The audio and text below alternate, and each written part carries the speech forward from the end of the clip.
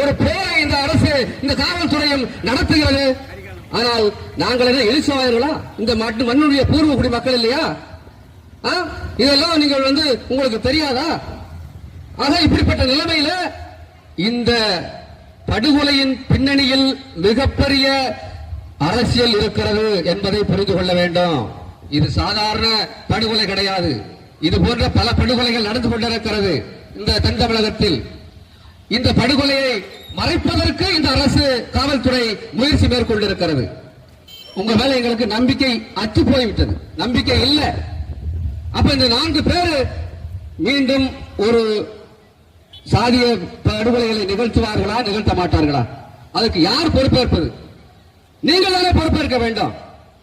அப்ப மறைப்பதற்கு நீங்க முயற்சி செய்கிறீர்கள் என்று சொன்னால் இன்னொரு படுகொலையை அரங்கேற்றுவதற்கு நீங்கள் காத்திருக்கிறீர்கள் என்று பொருள். தேவேந்திரகுல வேளாளர் சமுதாயத்தின் மீது போர் நடக்கிறது. இந்த போரை இந்த அரசு எங்கள் மீது திட்டமிட்டு வலிந்து திணிக்கிறது. இதை உடனடியாக நிறுத்திக் கொள்ள வேண்டும் என்பதை இந்த நேரத்தில் நான் பதிவு செய்ய விரும்புகிறேன். ஏற்கனவே தேவேந்திரகுல வேளாளர் சமுதாயத்தின் மீது பல்வேறு அடக்குமுறைகள், பல்வேறு வன்முறைகள் நிகழ்த்திவிட்டு பிசிஆர் கேஸ், எஸ்சி வன்கொடுமை வழக்கு நீங்க போடுறீங்க. வன்கொடுமை போட்டா அது ஃபாலோ பண்றது இல்ல.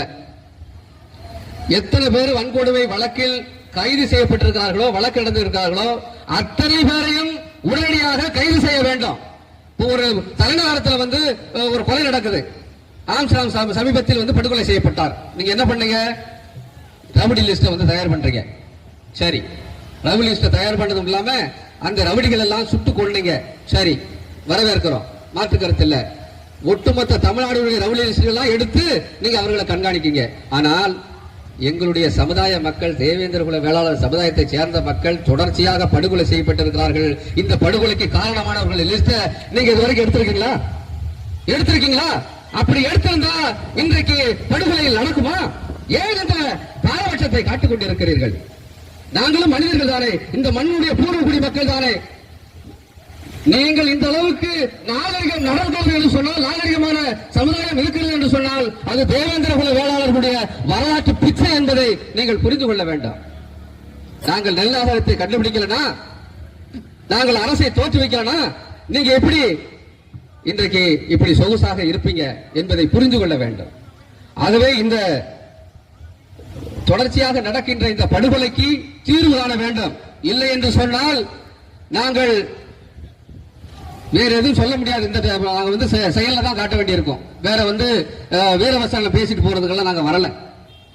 ஆக இந்த பகுதியில் தொடர்ச்சியாக தேவேந்திரகுல வேளாளர் சமுதாயம் வஞ்சிக்கப்படுகிறது, எல்லா இடத்திலும் வஞ்சிக்கப்படுகிறது. ஏன் சமீபத்தில் கூட இந்த படப்பக்குறிச்சி என்கின்ற கிராமத்தில் அந்த கழிவுநீர் வடிகால் வாரியத்தை நம்ம ஊருக்குள்ள வைக்கிறதுக்கு துடியா துடிச்சுக்கிட்டு இருக்கிறாங்க. இது ஒரு வகையான வன்கொடுமை தான். அந்த மக்கள் குடியிருக்கக்கூடிய நடுப்பகுதியில் குடிநீர் வடிகால் வாரியத்தை நீங்க அந்த சுத்திகரிப்பு நிலையத்தை வச்சீங்கன்னா உங்களால சரியா பார்க்க முடியுமா? அதுல தொழில்நுட்ப கோளாறு ஏற்பட்டுச்சுன்னா எங்களுடைய மக்கள் பாதிக்கப்படுவாங்களா, பாதிக்கப்பட மாட்டாங்களா? எப்படியாவது அதை வலிந்து இந்த மக்கள் மீது திணித்து விட வேண்டும் என்ற திட்டத்தை என்று சொல்லி ஒரு ரேஷன் கார்டு, ஒரு பால்வாடி, ஒரு கல்வி நிலையம், இதெல்லாம் கோரிக்கை வச்சா நிறைவேற்ற மாட்டீங்க. மக்கள் பாதிக்கப்படுகிற திட்டத்தை வலிந்து தேவேந்திர சமுதாயம் இருக்கக்கூடிய பகுதியில் திணிப்பதற்கு எப்படி முனைகிறீர்கள்? இதுவும் ஒரு வகை வன்கொடுமை தான். உடனடியாக அந்த பகுதியில் இருக்கக்கூடிய அந்த நிறைவேற்றப்படக்கூடிய அந்த திட்டத்தை தடுத்து நிறுத்தணும். இந்த மாதிரியான நிறைய பிரச்சனைகள் இருக்குது. இப்ப சமீபத்தில் கூட பத்திரிகையாளர் அழகராஜன் என்பவர் தாளையூத்து பகுதியில அவர் என்ன பண்றாரு? ஒரு குறிப்பிட்ட சமுதாய பாடலை ஒரு கடைக்காரன் போடுறாங்க. அந்த கடைக்காரன் அந்த ஒரு சாதி பாடல் அதை போடுறான். இவர் என்ன பண்றாரு? அந்த பகுதியில் போகும்போது அதை பார்த்துறாரு, கேட்கிறாரு, தொடர்ச்சியா போடுறாங்களே, ஏன்பா இந்த மாதிரி எல்லாம் போடுற? ஒரு பொதுக்கடை தானே, ஒரு சாதி ரீதியா போட்டா உன்னுடைய வணிகம் பாதிக்கப்படுமே என்ற துணியில் அவரிடம் போன் போட்டு பேசுறாரு. அப்ப இதை என்ன பண்றாங்கன்னா, போன் போட்டு பேசி இதை ரெக்கார்டு பண்ணி காவல் நிலையத்தில் கொடுக்குறாங்க. அந்த தாளையூத்து காவல் நிலையத்தில் கொடுத்த உடனே என்ன பண்றாங்க? இவர் எந்த நோக்கில் போடுறாரு? அந்த பாடல்னால தென் தமிழகத்தில் மிகப்பெரிய வன்முறை நடக்கிறது, சாதிய மோதல்கள் உருவாகிறது, அதை கண்டிக்கின்ற விதமாக இவர் பேசுறாரு. ஒரு நல்லிணக்கத்தை ஏற்படுத்த வேண்டும் என்கின்ற அடிப்படையில் ஒரு பத்திரிகையாளர், ஒரு சமூக ஆர்வலர். அப்ப இதுக்கு வந்து சாதியவாதிகள்லாம் வரிஞ்சு கட்டிட்டு என்ன பண்றான், எப்படி எங்க தொழிலதிபர்களை மிரட்டுவேன், டேய் உன் சாதிக்காரன் வந்து உன் கடையிலே வாங்கி நீ வந்து முன்னேற முடியுமா, அடுத்த சாதிக்காரன் உன்னுடைய கடைக்கு வர தேவையில்லையா என்கின்ற துணியில் அவர் கேட்கிறார். சரி, இதுக்கு என்ன செய்ய வேண்டும்? காவல்துறை, அந்த தாளையூத்து காவல்துறை என்ன சொல்றாங்க, அழகுராஜனை வந்து கூப்பிடுறாங்க போன் போட்டு, இங்க வாங்க உங்ககிட்ட பேசணும். சரி, இவரும் போறாரு. போன உடனே உங்களை கைது செய்யறோம். முறையான நடவடிக்கை இல்ல, இவரை வந்து கைது செய்ய போறோம்னு அவங்க சொல்லல, காவல் நிலையத்துக்கு கூப்பிட்டு ரிமாண்ட் பண்றாங்க. என்ன கொடுமை இது, சாதி வெறி இல்லையா? அந்த காவல்துறையை சார்ந்த இன்ஸ்பெக்டர் சபாபதி என்பவர் தொடர்ச்சியாக இது போன்ற சம்பவங்களில் ஈடுபடுகிறார் என்று தகவல் வந்து கொண்டிருக்கிறது. இதையும் புரிந்து கொண்டு இது போன்ற சாதி வெறியர்களை எல்லாம் கணக்கிட வேண்டும் அரசு. சும்மா வந்து உளவுத்துறை அங்கங்க வச்சுக்கிட்டு இருக்கிறது மட்டும் வேலை கிடையாது. அது வந்து கரெக்டாக கணக்கிட்டு அதனுடைய கண்காணிப்பதற்கு சமீபத்தில் கூட உயர்நீதிமன்றம் ஒரு உத்தரவிட்டிருக்கிறது. காவல்துறையை கண்காணிப்பதற்கு ஒரு குழு அமைக்க வேண்டும் என்று சொல்லி அதையும் வந்து நடைமுறைப்படுத்த வேண்டும். அப்ப இந்த நிலையில் என்ன ஆகுதுன்னா, சாதி வெறியை வளர்ப்பவர்கள், சாதி ரீதியாக செயல்படுபவர்கள், சாதிய வன்கொடுமையை நிகழ்த்துபவர்கள் ஒற்றுமையாக இருக்கிறார்கள் என்பதை நாம் புரிந்து கொள்ள வேண்டும். அப்ப நம்ம என்ன செய்யணும், நம்ம அமைப்பு இதெல்லாம் கடந்து நாம ஒற்றுமையா இருக்க தேவையில்லையா?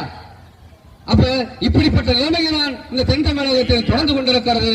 இதை தடுத்து நிறுத்த வேண்டும் என்று சொன்னால் நாம் ஒரு மிகப்பெரிய ஒற்றுமையை காட்ட வேண்டும். சாதி ரீதியாக செயல்படுபவர்களை வந்து தண்டிப்பதற்கு சட்ட ரீதியாகவும் சமூக ரீதியாகவும் போராட வேண்டிய தேவை இருக்கிறது என்று கூறி இந்த கோரிக்கை, இந்த ஆர்ப்பாட்டம் வெற்றி பெற்றிருக்கிறது. அரசு இதை புரிந்து கொண்டு உடனடியாக தென் தமிழகத்தில் நடைபெறுகின்ற சாதிய படுகொலைகளை தடுத்து நிறுத்த வேண்டும். இல்லை என்று சொன்னால் எதிர்வினைகள் மோசமாக இருக்கும் என்று கூறி விடைபெறுகிறேன். நன்றி, வணக்கம்.